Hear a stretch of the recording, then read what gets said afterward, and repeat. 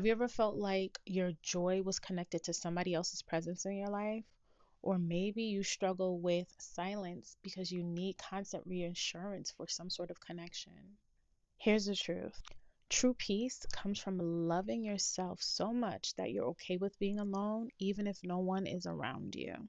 Stick with me because today I'm sharing with you how to cultivate that self love, how to release your anxious attachments, and how to have just control of your happiness, even if you find yourself alone at all times. But before we begin, I want to say hey, Trauma Free Tribe. I am your coach, Sia the Transparent Therapist, helping you to stress less so you can connect more.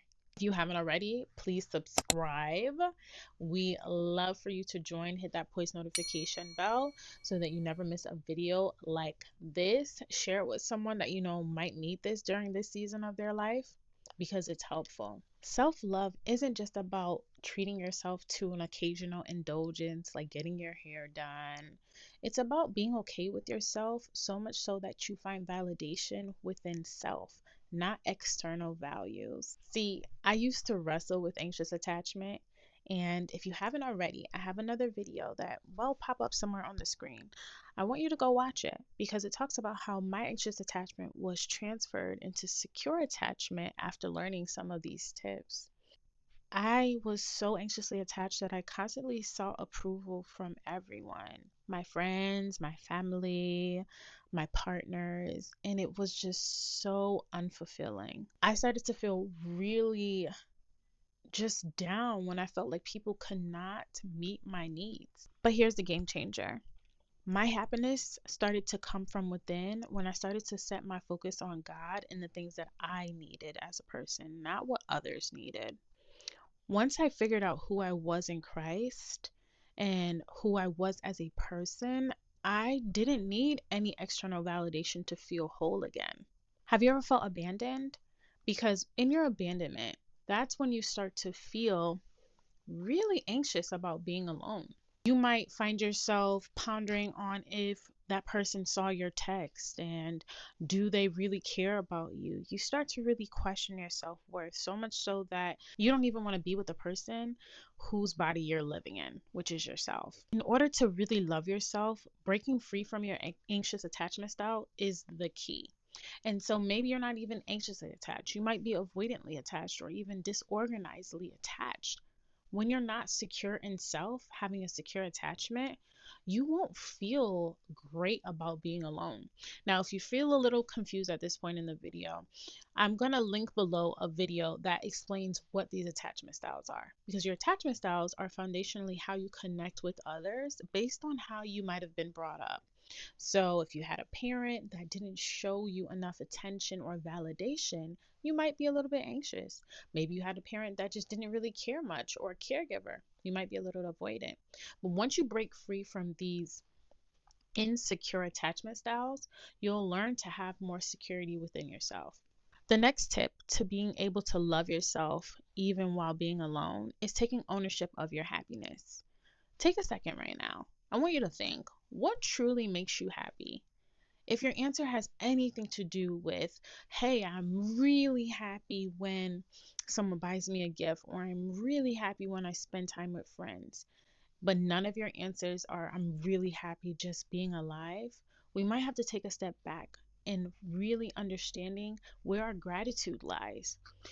We lack the understanding of how to be okay with self and alone because sometimes we lack how to be grateful for self. A lot of us expect relationships, careers, cars, material things to give us fulfillment. But joy, true joy, is an inside job.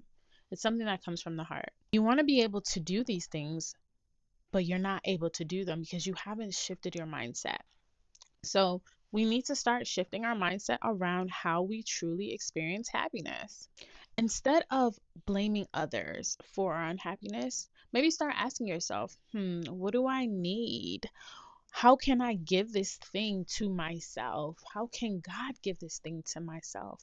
And sometimes we're looking for some external validation for people to celebrate us, but we don't even know how to truly celebrate ourselves. For the big wins or even the small ones, all my friends know that I celebrate things for Pretty minute reasons. Sometimes, if I'm looking for something that I've lost and I finally found it like a month later, I might call up a friend and say, "Hey, you know that thing I lost? I found it. Let's go out to eat." Or, "Hey, I had a 7 hours of sleep," and this is real talk, guys. I'd be like, "Hey, let's go do this thing," because me just acknowledging, like, "Hey, I can celebrate myself," or me even just bringing myself out without a friend, just pours back into myself, because we can't pour into relationships, and you hear it all the time, from an empty place. If you're so empty, how can you really be in a relationship with someone, a friendship, because if you don't even know how to really fill yourself up? The next point here I want to make is just cultivating a space of self-love. Now, we just identified how to really find happiness, but self-love looks a little bit different. Self-love is a journey. So happiness can come from within, but self-love takes some time. It's about consistently choosing how to nurture yourself and how to be one with yourself with that nurturance. And I want to just give you some practical steps, okay? You have to be able to identify some emotional gaps if you want to have fulfilling self love. Emotional gaps might be, hey, today I'm feeling a certain way, but I don't know why. So, reflecting at all times on what's making you feel unfulfilled can help fill in an emotional gap. A lot of times we're just racing through life and not taking some time to slow down. And this helps you to fill the emotional gap when you know what's happening. Something else you can do is just provide for yourself. Maybe someone's not getting you something you need, but you have the means to get it. Go get it yourself. You might want to also just seek what you want from people, or just understand what you're seeking from people and pray about it, journal about it. Maybe you find yourself saying, like, hey, I really just seek companionship, and this is why I'm jumping from friend to friend. Maybe praying and asking God how He can show up and be a friend to you, asking Him to reveal Himself a little bit more so that you can feel Him. But the thing is, with God, you have to seek Him first, and then He can find you. And I know it sounds super simple, but indulging a little bit in your word might help so that you can be familiar with the voice of God when He is speaking with you. Something else to try is just reframing the negativity that you might be experiencing. So, man, and this is a big one. Oh, I got a flat tire. Oh, what am I going to do? It's okay to feel those experiences, but then reframe might look like, well, I'm glad this happened now and not when I was going to be in an accident, or now I have an opportunity to learn a little bit more about my tires, or if someone stole your bike. I know, guys, it sounds crazy. Well, now I have an opportunity to walk a little bit more, right? It's hard to find the silver lining in negative experiences, but when we do so, we're training our brain to be a little bit more on a path of love versus negativity. Something else you can do is just focus on joyful activities. What brings you joy? What do you like doing? And when I say you, I mean you, not your best friend, not your partner, but you. When you're reclaiming hobbies that you love, you start to feel alive again. I know for me, I had put my pencil down for a while, but when I started to draw again and even read my Bible for pleasure, I started to feel more like myself. So, when we are trying to paint a picture of loving ourselves, something important to realize is how we can find peace in solitude. Sometimes when we're in solitude, we can really hear our inner thoughts. Maybe our inner thoughts have been saying, like, girl, you need to slow down. And if that's the case, find peace in that solitude. It gives you an opportunity to recharge, because we live in such a fast paced environment. Sometimes we don't take a beat to just breathe. And I mean a good belly breathe at that. Think about Jesus. Jesus actually found a lot of solitude and peace within it. He would take time out to pray, to seek his Father, and we probably could do a little bit more of that. Yeah, it's cool to be jumping on the next scene, but FOMO is real, y'all. But just because it's real doesn't mean that we have to be a part of that fear. We can take a step back and miss that event just to be with ourselves. I know for me, this is a year of self love and journeying through it.